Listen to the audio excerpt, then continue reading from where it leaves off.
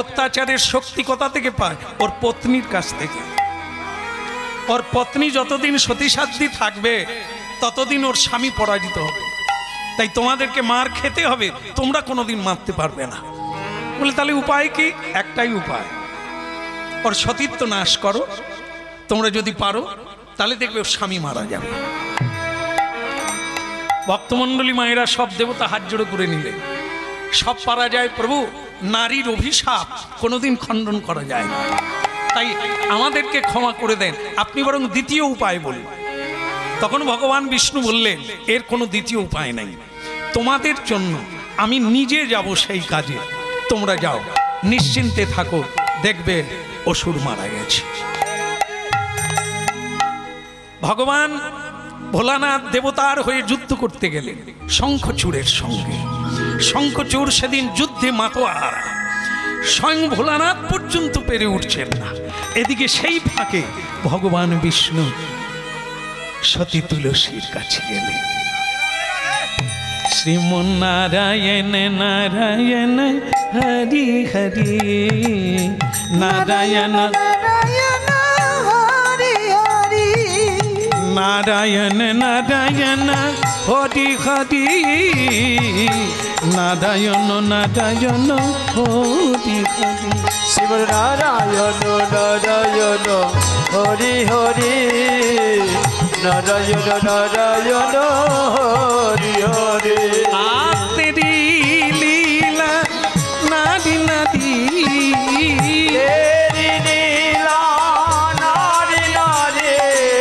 নারায়ণ নারায়ণ হরি হরি,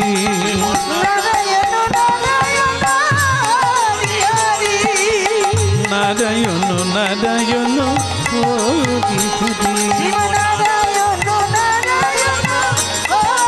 হরি। যে নারায়ণের নাম লয় তারই হয় প্রেম উদয়, যে নারায়ণের নাম লয়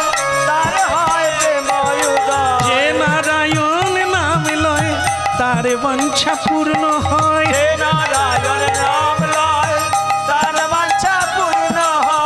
ভক্তি ভরে লহ তারি নাম, নারায়ণ নারায়ণ নারায়ণ নাম, নারায়ণ নারায়ণ নারায়ণ নারায়ণ নারায়ণ নারায়ণ নাম, নারায়ণ নারায়ণ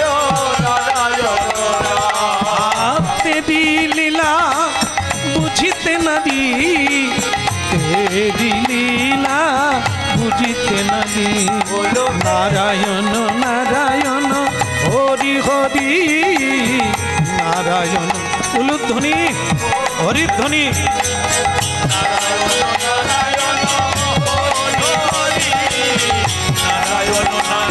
নারায়ণ হরি হরি, নারায়ণ নারায়ণ হরি হরি, নারায়ণ নারায়ণ হরি হরি। তুলসী তুলসী তুলসী কে স্বামী, সে কি যুদ্ধ ছেড়ে দিয়ে চলে এলে? তুলসী, তোমার কথা মনে পড়লে আমি আর থাকতে পারি না। ভক্তমণ্ডলী মায়েরা, এনে কিন্তু শঙ্খচূড় নয়, স্বয়ং ভগবান বিষ্ণু শঙ্খচূড়ের রূপ ধারণ করে তুলসী দেবীর কাছে এলেন। তুলসী, স্বামী, তুমি তো এত মধুর করে কোনোদিন আমায় ডাকো না। না, তা ডাকতে পারি না, কিন্তু আজ আমার যেন কেন প্রাণে মনে সবসময় চাইছে তুমি আমার প্রিয়া, তুমি আমার সর্বস্বধন। ভালো লাগে না, যুদ্ধ ভালো লাগে না, তাই ছেড়ে তোমার কাছে চলে এলাম। এসো প্রিয়া, আমার কোলে এসো। স্বামী, এমন তো তুমি কোনোদিন করো না। আজ এ তোমার কি হয়েছে? না না, আজ আমার ভালো লাগে না, আজকে বলি চাই, তোমাকে চাই, আমি শুধু তোমাকে চাই। ভক্তমণ্ডলী মায়েরা, দেবী তুলসীর আজ ভাগ্যের সীমানায় একবার ভেবে দেখেছেন তার জীবনের তপস্যা ছিল কি? জগৎ স্বামীকে পাবে। বাবু, ভগবান দিয়ে দে, মিটিয়ে দে, পূর্ণ করে দে। কিভাবে দেবেন, কখন দেবেন আমরা জানি না।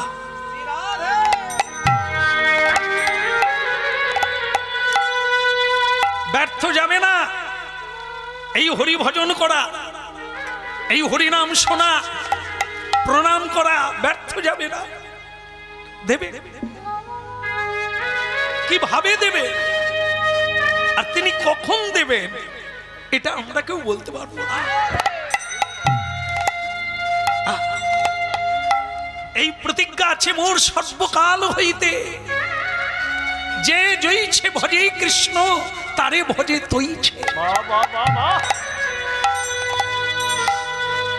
আমরা যেভাবে ভজন করি ভগবান আমাদের সেইভাবে মিটিয়ে দেন। দেখুন, আমরা এতক্ষণ ধরে শুনে আসছি যার কথা, সেই ভক্তিমতী, সেই নারী প্রিয়সী গরিয়সী, তার ভজন ব্যর্থ গেল না। জগতের নাথ জগন্নাথ, জগতের প্রতি বৈকুণ্ঠপতি নারায়ণ ভগবান বিষ্ণু আজ তার ঘরে এসে দাঁড়িয়েছে। দেখি রে নয়ন, দেখি রে নয়ন, দেখি রে নয়ন, দেখি রে নয়ন, দেখি রে নয়ন, ওরে দেখি রে নয়ন, দেখি রে নয়ন, দেখি রে নয়ন, দেখি রে নয়ন,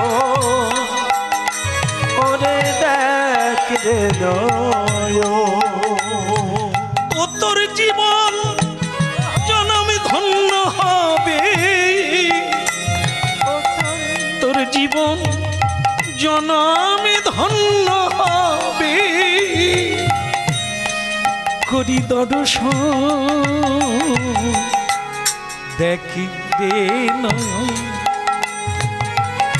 দেখি রে নয়ন, দেখি রে নয়ন, দেখি রে নয়ন, ওরে দেখি রে নয়ন,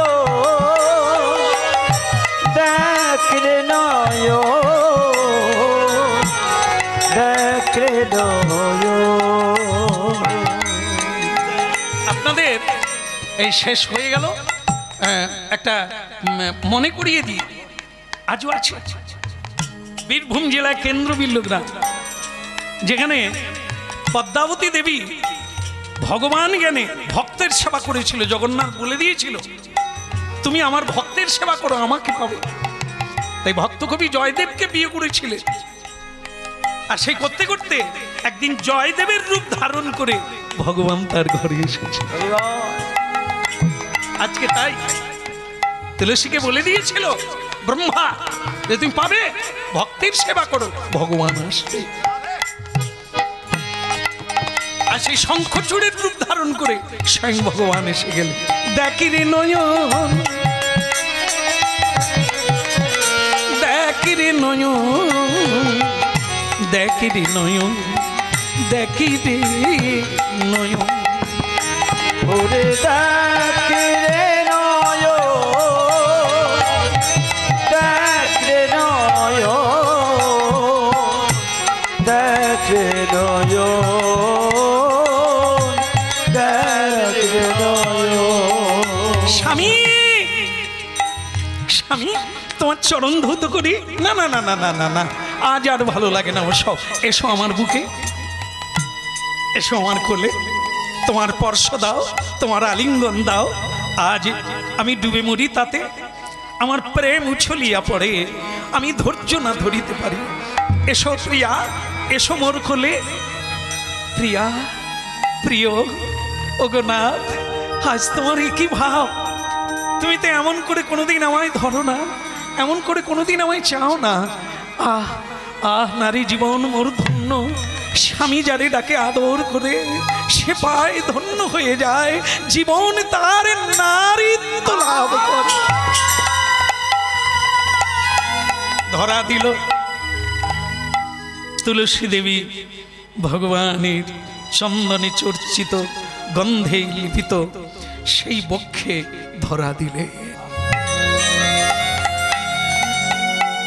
যে বক্ষে লক্ষ্মী দেবী ছাড়া কেউ থাকে না, সেই বক্ষে তুলসী দেবী আছাড় খেয়ে পড়ল। আলিঙ্গন হল, ভগবানের সঙ্গে মিলিত হল। আর এই মিলনের পরিণাম হলো ভয়ঙ্কর। সতী সাধ্বী রমণী তার স্বামীকে চেনে, তার স্বামীকে জানে, কিন্তু ইনি যে স্বামী নয় এটা সে বুঝতে পারলো। আলিঙ্গন ছাড়িয়ে দিলেন, ধাক্কা মেরে সরিয়ে দিলেন। কে তুমি? বলো কে তুমি? সে কি? আমি তোমার স্বামী না। কেন না? কেন আমায় চিনতে পারছো না? আমি কে? দেখতে তোমায় আমার স্বামীর মতো, কিন্তু স্বভাব তোমার আলাদা। আমার স্বামী এটা নয়। বলো তুমি কে, না হলে আমি তোমায় দাঁড়াও দাঁড়াও, এই দেখো আমার স্বরূপ। নিতাই গৌর হরিব।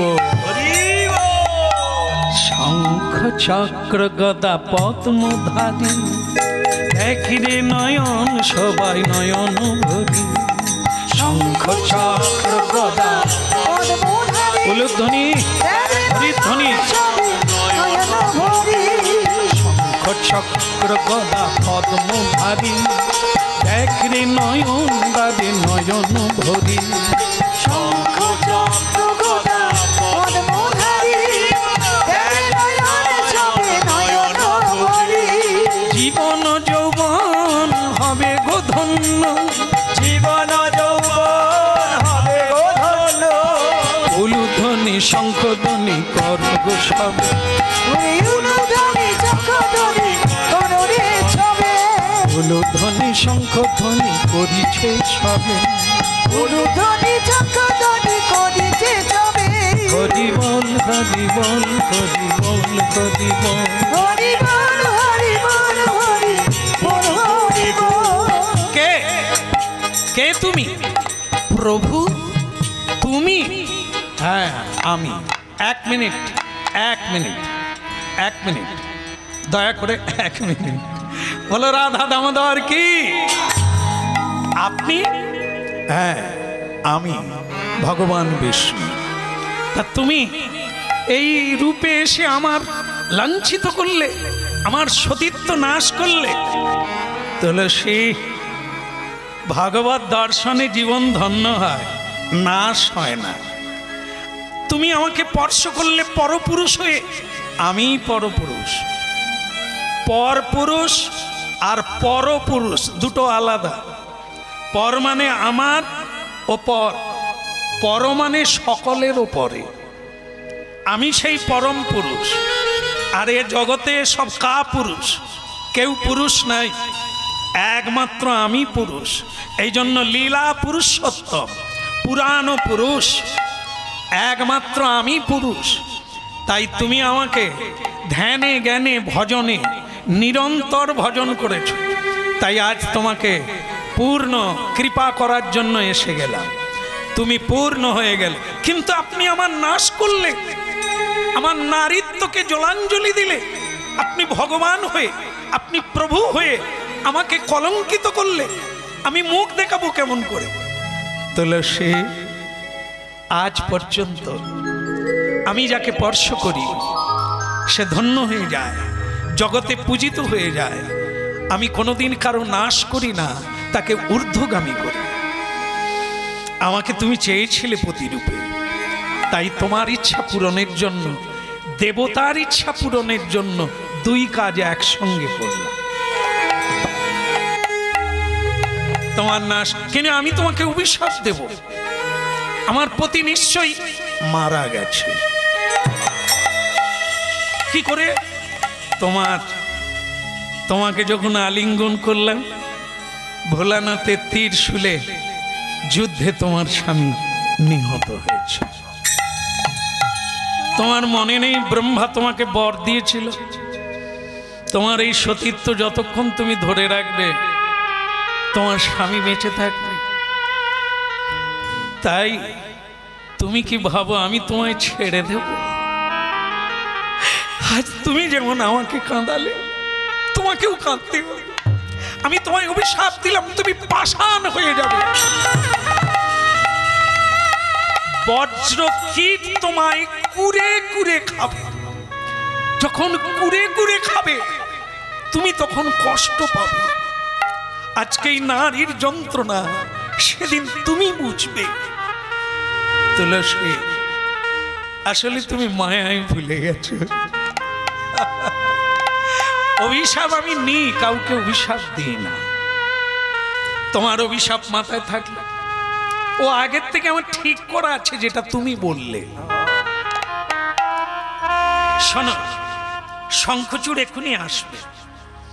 তোমাকে বলে দিই, আমার এই স্পর্শ করার জন্য তোমার এই দেহ পবিত্র হয়ে গেল। আজ থেকে তুমি পূজিত হবে। তুমি তুলসী বৃক্ষ রূপে পূজিত হবে। আকাশ মর্ত্য দেব গন্ধর্ব কিন্নর ভোলানাথ ব্রহ্মা সকলেই তোমার পূজা করবে। তুমি আমার মাথায় থাকবে, আমি তোমার ওপরে থাকবে, আমার নিচে ওপরে তুমি থাকবে। যে তুমি পাথরের কথা বললে, বজ্রকীট, হ্যাঁ, নেপাল, নেপাল একটি দেশ। সেই দেশে গণ্ডকী নামক একটি নদী আছে। এই গণ্ডকী নদীর তীরে আমি পাষাণ হয়ে থাকবো। বজ্রকীট শালগ্রাম তৈরি করে ওই গণ্ডকী নদীতে ফেলবে। সেই শালগ্রাম যারা ভাগ্যবান তারা আনবে। সেই শালগ্রাম রূপে আমি নারায়ণ ভগবান বিষ্ণু রূপে পূজা পাবো। আর আমার সঙ্গে থাকবে তুমি। তুমি না হলে আমার পুজো হবে না। তোমার উপরে আমি থাকবো, তুমি আমার মাথার উপরে থাকবে। আজও তাই শালগ্রাম শিলা পূজিত হলে তুলসীর ওপরে থাকবে, আবার মাথায় তুলসী দিতে।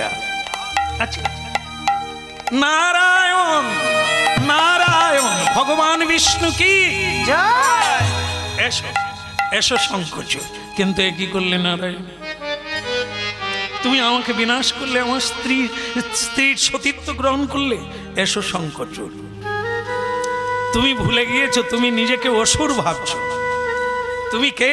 আমার প্রিয় সখা শ্রীরাম। আজ তুমি রাধারানীর অভিশাপে শঙ্খচূড় হয়ে গেলে বলে আমাকে ভুলে গেলে। সে কি সখা তুমি? তা তুমি তো তুলসীকে নিলে, আমার কি হবে? আমি কি অসুর থেকে যাব? না, তিনজন আমরা এক জায়গায় থাকবো। তুমি তুলসী আমি এক জায়গায় থাকবো। প্রতি ঘরে ঘরে, মর্তধামে, স্বর্গধামে, পাতালে, আমরা সব জায়গায় একসঙ্গে তিনজন থাকবো। তুমি এরপরে আরেকটা জন্ম নেবে শঙ্খচূড়। তোমার নাম হবে শঙ্খাসুর। দাপর যুগে আমি যখন কৃষ্ণ হয়ে গুরু শান্তিপুনি মুনির কাছে লেখাপড়া শিখবো, তার দক্ষিণা দিতে গিয়ে আমি যখন যাব তোমাকে বধ করব। তুমি আমার গুরুপত্নী গুরুপুত্রকে হরণ করবে, আমি তোমাকে বধ করব। সেদিন তোমাকে বধ করে আমি পাঞ্চজন্য শঙ্খ রূপে তোমার দেহটা আমি হাতে নেব। তাহলে তুমি আমার হাতে থাকবে। আরো একটা জায়গায় হয়ে থাকবে, যেটা হচ্ছে পানি শঙ্খ। প্রতি বাড়িতে বাড়িতে পুজো হয় পানি শঙ্খ। তা তুমি সেই পুজোর কাছে থাকবে, তুলসীও থাকবে, তুমিও থাকবে। তুমি শঙ্খ হয়ে বাজবে, মায়েদের মুখে মুখে উলুধ্বনি করবে, শঙ্খধ্বনি করবে ঘরে ঘরে প্রতি সন্ধ্যায়। তাহলে এই তিনজনে আমরা এক জায়গায় থাকবো কলিকালে, সব ঘরে ঘরে। তোমার নাম হবে তুলসী বৃক্ষ রূপে। তুমি ঘরে ঘরে বিরাজিত হবে, সবাইকে কৃষ্ণ ভক্তি দান করবে। আজ এই পর্যন্ত। আপনাদের কল্যাণ হোক। তুলসী দেবীর কৃপা না হলে গোবিন্দ প্রাপ্ত হবে না। ভক্ত ভগবানের দোহার মিলন মাধুরী, ভক্ত ভগবানের দোহাই মিলন মাধুরী। চাঁদ বদনে সবাই মিলে বলো গৌর হরি। শ্রীকৃষ্ণ চৈতন্য প্রভু দাসের অনুদান, সেবায় অভিলাষী চাহে নরোত্তম দান। আচ্ছা, বাতাসা হরিণুর রয়েছে, সুতরাং আপনারা বাতাসা গ্রহণ করুন আর তারপরে প্রত্যাগমন করবেন। জয় নেতাই। সুধী ভক্তবৃন্দ, এতক্ষণ আপনাদের সামনে কীর্তন পরিবেশন করলেন পূর্ব মেদিনীপুর জেলার সিধাম গুরুকুঞ্জ আশ্রমের প্রতিষ্ঠাতা কৃষ্ণ কৃপা শ্রীমূর্তি শ্যামসুন্দর দাস প্রভুপাদ। যে কথাগুলো শুনলেন আমাদের প্রভুপাদ ছোট ছোট গ্রন্থকারে লিপিবদ্ধ করেছেন। আমাদের স্টল দেওয়া রয়েছে এবং আমাদের মঞ্চেও রয়েছে ওনার রচিত গ্রন্থ। বাড়িতে বসে কথাগুলো আবার আপনারা শ্রবণ করতে পারবেন। যদি সংগ্রহ করতে চান আমার কাছ থেকে, আমাদের মঞ্চ থেকে সংগ্রহ করতে পারেন। লীলা এখানে সমাপ্তি হলো। নিতাই গো প্রেমানন্দে। বাতাসা কি আছে? হরিহর জয় নম, কৃষ্ণ যাদবায় নম, যাদবায় মাধবায় কেশবায় নম, জয় গোপাল গোবিন্দ রাম শিবধূষূদন, হরে গিরিধারী গোপীনাথ মদন মোহন, জয় শ্রী চৈতন্য নিত্যানন্দ শ্রী অদ্বৈত সীতা, বলো হরি গুরু বৈষ্ণব ভাগবত গীতা, জয় রূপ সনাতন ভট্ট রঘুনাথ, বলো কীর্তি গোপাল ভট্ট দাস রঘুনাথ। এই ছয়